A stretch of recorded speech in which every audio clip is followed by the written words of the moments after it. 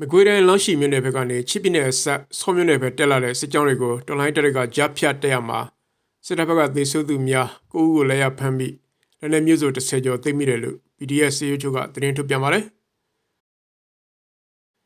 ဂျူလိုင်16မှာလောင်းရှိတိုက်နယ်ကနေတမ်ဘာကိုဦးစီးတဲ့အင်အား300ဝန်းကျင်ပါစစ်ကြောင်းတစ်ခုဆောမြို့နယ်ဘက်ဥတီထွက်လာစဉ်ပထမကြေတက်ခဲ့ရမှာစစ်တပ်ဘက်ကအထိနာပြီးပြန်ဆုတ်သွားတယ်။ခဲရတဲ့ရိခတ်တင်ကား3စီး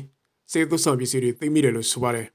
။တခါဇူလိုင်25မှာအင်အား180ခန့်ပါစစ်ကြောင်းတစ်ခုလေကြောင်းပစ်ကူရယူပြီးမြေပြင်ဝင်းထိုးစေးပုံစံနဲ့ဒုတိယကြေထပ်တက်လာတယ်။တော်လိုင်းတပ်တွေကထပ်မံတက်ခဲ့ရမှာအထိနာပြီးပြန်ဆုတ်သွားတယ်လို့သိရပါတယ်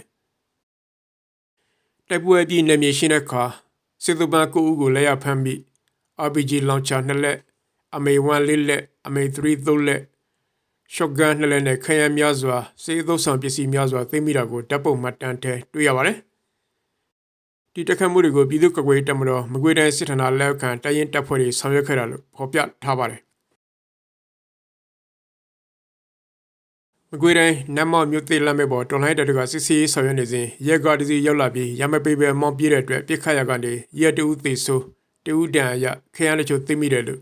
PDF အမှတ်900နဲ့တိုင်းကသတင်းထုတ်ပြန်ပါတယ်။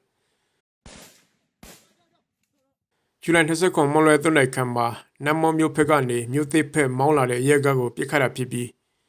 ဒူရဲအိုသေနတ်စင်တဦးနဲ့စစ်ဗိုလ်တဦးဒဏ်ရာရတဲ့ဆေးရုံရောက်မှာဒူရဲအိုသေဆုံးသွားတယ်လို့ဆိုပါတယ်။ဒီတက်ခတ်မှုအမှတ်900နဲ့တိုင်းကဆောင်ရွက်တာလို့ဖော်ပြထားပါတယ်။ရခိုင်မကွေးအစက်ဒေသနိုင်ရီကန်ဗျူဟာစခန်းစီစစ်ကောင်စီကစစ်ကား9စီးနဲ့အင်အားလာဖြစ်ပြီးတဲ့နောက်ဒဏ်ရာရလူနာတွေကိုကားအစီး80အပြည့်ပြန်သယ်သွားပြီးမကွေးဘက်ဆင်းသွားတယ်လို့ရေဇရာကဖော်ပြပါတယ်။ဇူလိုင်24မှာအဲ့ဒီကားတွေနိုင်ရီကန်စီရောက်လာပြီး29မိနစ်မှာပြန်ဆင်းသွားတယ်။ရှီတန်းကလူနာတွေပြင်ကပ္ပဇ14နဲ့အမြောက်စခန်းကွက်ကမှုဌာနချုပ်မဆခ905ကလူနာတွေကိုပါပြန်သယ်သွားတယ်လို့ဆိုပါတယ်။နိုင်ကစခန်းမှာတိုက်ပွဲတွေဆက်ဖြစ်နေပြီးကဘာလို့ပိုဒရန်ရီဒါဆောက်အိုဟာအေးရဲ့တက်ခတ်မှုကြောင့်ပျက်စီးသွားတယ်ဆိုတဲ့ဂျိုဒုပိုရည်တွေလည်းထွက်ပေါ်နေတယ်လို့ဖော်ပြထားပါတယ်။ထိုင်းမြန်မာနယ်စပ်မြဝတီမြို့နယ်ကြောက်ခတ်ဒေသတွင်အွန်လိုင်းငွေလေလုပ်ငန်းကြက်ဖြတ်လုပ်ငန်းဆောင်ရွက်နေသူ989ဦးကိုလုပ်ငန်းသုံးပစ္စည်းတွေနဲ့တူမြန်မာစစ်တပ်ကဖမ်းဆီးနိုင်ခဲ့တယ်လို့စစ်ကောင်စီဝါဒဖြတ် channel တွေကဖော်ပြပါတယ်။ဇူလိုင်25မှာစစ်ကောင်စီတပ်ကဝင်ရောက်စီးနင်းစဉ်တထတိုက်9လုံးသို့ထတိုက်တလို့တို့ကနေကြက်ဖြတ်လုပ်ငန်းဆောင်ရွက်နေသူတရုတ်နိုင်ငံသားအမျိုးသား620အမျိုးသမီး17ဦးထိုင်းနိုင်ငံသားအမျိုးသမီး3ဦးမြန်မာနိုင်ငံသားအမျိုးသား32ဦးအမျိုးသမီး112ဦးစုစုပေါင်း989ဦးကိုစစ်တပ်ကလက်ရဖမ်းဆီးနိုင်ခဲ့တယ်လို့ဆိုပါတယ်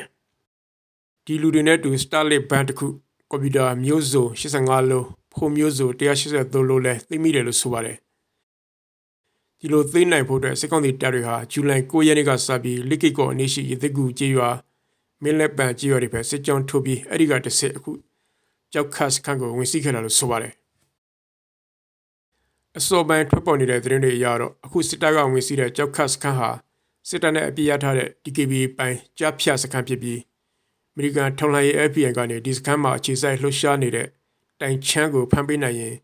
စုငွေဒေါ်လာ7သန်းပေးမယ်လို့အမိန့်ထုတ်ထားတဲ့နေရာလည်းဖြစ်ပါတယ်။ပြည်ခရက်ရပ်ပိုင်းကတော့ DKB အရာရှိတွေဟာနေပြည်တော်စီသွားပြီးဒီကိစ္စကိုစစ်ကောင်စီနဲ့ဆွေးနွေးခဲ့တယ်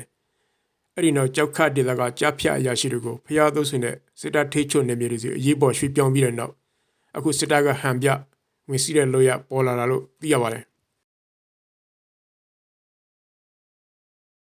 ဖက်ဒရယ်ဒီမိုကရေစီပြည်ထောင်စုပေါ်ထွန်းရေးဦးဆောင်ကောင်စီ SCF ဟာအရခတ်တော် AA နယူးတော်လှန်ရေးမဟာမိတ်တပ်ပေါင်းစု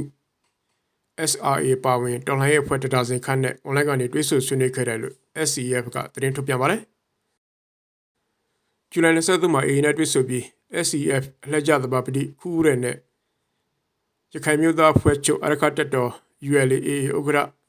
ဗိုလ်ချုပ်ထွန်းမြတ်နေတို့ကအဖွဲ့မှစကားပြောကြပြီးနှစ်ဖက်တာဝန်ရှိသူတွေကရေဘေးကိစ္စလူသားဆန္ဒကိစ္စပါဝင်တော်လှန်ရေးဆိုင်ရာကိစ္စတွေဆွေးနွေးခဲ့တယ်လို့ဆိုပါတယ်။ SRA နွေဦးတော်လှန်ရေးတပ်ပေါင်းစုနဲ့ဆွေးနွေးပွဲကိုတော့ဇူလိုင်20မှာပြုလုပ်ပြီးပုံမျိုးသားဖက်ဒရယ်ကောင်စီ PNFC မပြည်သေးပါတီဆီယနာရှိတပ်ပြေးဖွဲ့ NMSP-AD အပါအဝင်အခြားတော်လှန်ရေးအဖွဲ့တွေနဲ့လည်းဆွေးနွေးခဲ့တယ်လို့ဆိုပါတယ်။ဒါ့အပြင်ပြည်ပရောက်တော်လှန်ပြည်သူတွေနဲ့လည်းအွန်လိုင်းကနေတွေ့ဆုံပြီးလက်ရှိနိုင်ငံရေးအခြေအနေတွေကိုရှင်းလင်းတင်ပြခဲ့တယ်လို့ဖော်ပြထားတာတွေ့ရပါတယ်ခင်ဗျာ။